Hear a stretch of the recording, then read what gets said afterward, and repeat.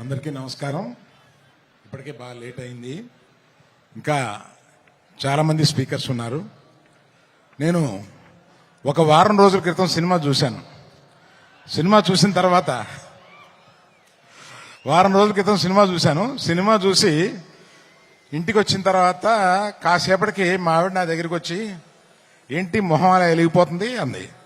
అంటే చెప్పాను, సినిమా నాకు చాలా బాగుంది, చాలా నచ్చింది అని. ఆమె అన్నది, నీ మొహం ఇన్ని సంవత్సరాల్లో 2 సార్లు ఇలా వెలగడం చూశాను, మగధీర ముందును ఈ సినిమా ముందు. ఆ తర్వాత స్నేహకి బబితాకి నేను నా అవార్డ్స్ అప్రిసియేషన్స్ అన్నీ ఇచ్చేయాలి. 5 సంవత్సరాల పాటు ఈ పాజిటివ్ పిచ్చోళ్ళని ఇద్దరిని అలాగా బన్నీ సుకుమార్ వినపడిందా అంటే అంత అబ్సెషన్ ఉంటే గాని ఇటువంటి సినిమా రాదేమోనని ఒక అప్రిసియేషన్ ఉంటుందండి. అందుకని నాకు అర్థమైంది.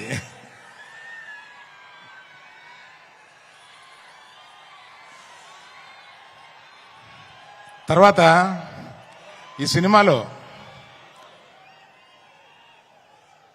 మా హీరోయిన్, అంటే మేము గీతా గోవిందంలో పరిచయం చేసిన హీరోయిన్ ఇవాళ ఆ రోజే చూపించేసింది తన టాలెంట్.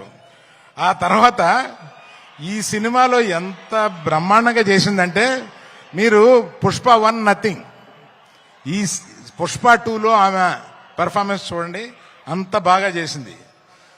శ్రీలీల వచ్చింది 10 నిమిషాలు 7 నిమిషాలు అయినా కూడా అసలు మామూలుగా లేదు. అది మీరు ఆల్రెడీ కొంత చూశారు. తర్వాత చిన్నప్పటి నుంచి నాకు తెలిసిన దేవిశ్రీ ప్రసాద్ 11-12 ఏళ్ల నుంచి నాకు తెలుసు. ఆ నాన్నగారు నా స్నేహితుడు.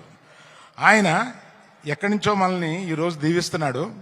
ఆ దేవి ప్రసాద్ ఈరోజు ఇన్ని సంవత్సరాల పాటు కంటిన్యూస్గా ఇన్ని హిట్స్ ఎలా కొడతావురా బాబు అని అడిగితే కూడా